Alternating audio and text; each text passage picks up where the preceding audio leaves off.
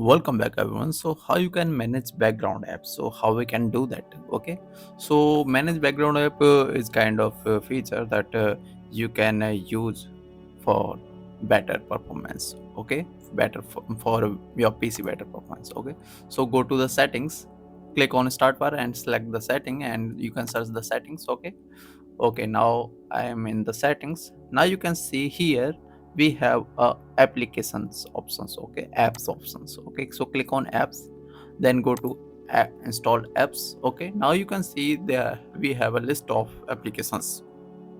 Suppose that I want to use this application media player. Okay, so you can see here three dot options. Okay, click on three dots options and go to advanced options. Okay, and here now you can see we have some options here, app permissions and background apps permissions. Okay, so in this background app permissions I can change to power optimize to always. Okay, so select the always and save it. Okay, so this way you can manage the background apps. Okay, so if you like this video, please subscribe this channel and thank you for being here. Bye.